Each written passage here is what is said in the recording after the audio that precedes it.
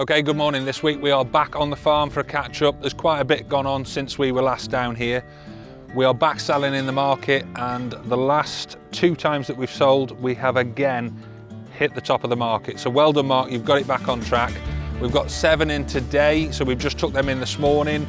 And now we're on a bit of that rubbish time of year where we don't really know what the weather is going to do going forward, and we've got to start thinking about bringing stock in. Now this land that we've got here, there's about 12 acres and we've got 17 sort of young stock on here. Now this is the wettest, lowest lying land that we rent, and this is very liable for flooding.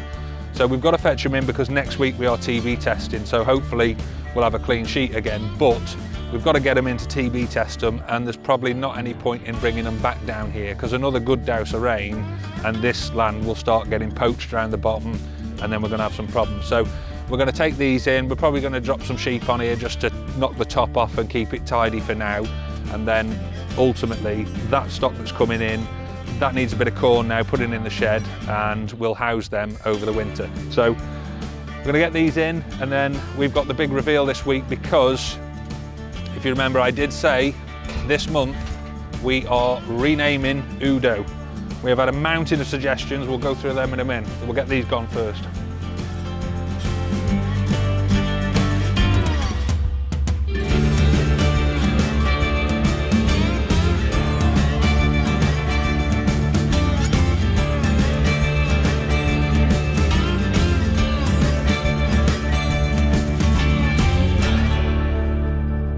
So that's the 17 that we've just brought in from that low-lying ground. Now that is the worst ground because that's got the river basically running along the bottom of the field, so that's where it gets the worst of the flooding. We then went up to the other site that we've got, where we've got about 20 acres or so, and we've had a ruck of cattle out there all summer. So when I had a look at that, that's actually a lot wetter than I thought it was going to be, so we've had to take a view and bring this lot in. So in this building here now, there's probably about another 10 or so to come in from the development land that we're grazing presently, the smaller stock from on that site, which will then put us this shed here and the 2 sheds that we've got over there. These are the ones that we rent. These will then be full of our younger stock. Not our youngest stock, because we've obviously got our calves and everything with the suckler herd, but these are our younger stock that we're going to start bringing through now. So these will have silage, a bit of straw, and we'll bring these through on a bit more corn. Head back to the farm. Okay, so back at home now, and we are starting to look at what shed space we've got again now for filling up and bringing that stock in. Presently, we've got a little handful of stuff that's calving now, stroke October is due. So we've had a couple. So these were the 2 earlier ones that have just not long come in this last week or so, or just over a week. And we've also had the sickest thing I've ever seen in my life. Look at this. So I never stitch these for 2 reasons. One, putting a stitch in causes a bit of irritation and makes them more likely to strain and push it back out. And then if you imagine the little size of the little stitches you'd put in, and she strains that 100 kilos worth of uterus back out, it's just going to rip the whole thing to shit. To be honest, this one went in fairly easily compared to some.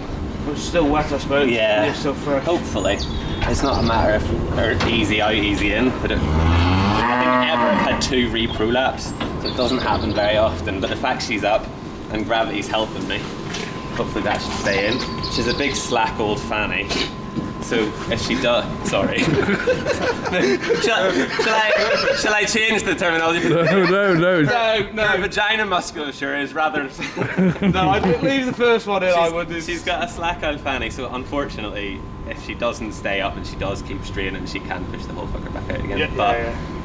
It's back in as far as it can go in now, so cool. See how she gets on. Now I have never seen that before. That's the first for me, and it was disgusting and didn't really know what to do. We've had a change in veterinary practice and we've had a new vet come out and he helped sort that out.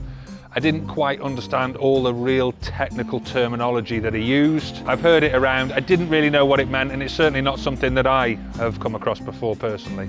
She's a big slack old fanny. But anyway, cows are now in. Obviously we're having to treat the poorly cow. Some people are telling me that we should start thinking about whether we sell that now with a cow with a calf at foot, because it could potentially happen again next year. The vet was sort of more along the lines of, he thinks it shouldn't be a problem, albeit there might continually be, whatever that technical terminology that he used, Black or fanny. might be a problem going forward, but he doesn't think it should cause a problem next year. So up to Mark really there, whether we do sell at market or whether we keep and try again next year. So like I say, housing wise now, we're looking to bring everything. We've still got about 100 head of stock out at the minute that we've got to find housing for. There's a little bit of room down there. There's about 10 or so to go in the other buildings that we've said about. There's probably about 3 or 4 more, maybe 5 to come in here. And then we've still got the sheds up the top of the yard. We've also got the new shed as an overflow if we need it, albeit a machinery store. We have had it spec'd, so like I say, if we need to overflow, stock can go in there. We've just got to finish that concreting. And finally, for this week's video is the naming of Udo. Now, we have had actually a mountain of suggestions, not just on YouTube, but private messages on Instagram. In fact, we've had over 400 different names. So thank you to everybody who's commented or made a suggestion. Some of you are ridiculous. So there's been some nice ones. There's been some Borises, some Bruces, some Nicholas, some Angus, some Percy, some Vectors. And there's been some a little bit more out there, some Dirk Schneiders. Jackhammer, particularly like that one. Billy, as in Billy Big Balls, like that one. What else have we got? Hugh Hefner. Magnum. Can't be called Dwayne, because obviously I'm Dwayne The Rock Johnson. Bernie. So a lot of good names actually, but Mark has made his choice and he has chosen Bertie the Bull. So if you suggested Bertie the Bull, you know who you are. We will contact you and you are the one lucky winner that gets to come and spend a full day working your absolute bag off on this farm, free of charge. There is no remuneration whatsoever other than it'll be a Wednesday and we'll treat you to your lunch. So there we go, Bertie the Bull. We have taken him out of here now. We've put him down there with one pregnant cow, which is due to calve very shortly. That's to give him a rest. He has lost a lot of condition because he has worked his absolute bag off and served probably 80% of everything at the minute that we have put to him. So it's his turn to have a rest. Sam has come out of retirement and he's getting busy. He's now having the time of his life, serving what we've got left.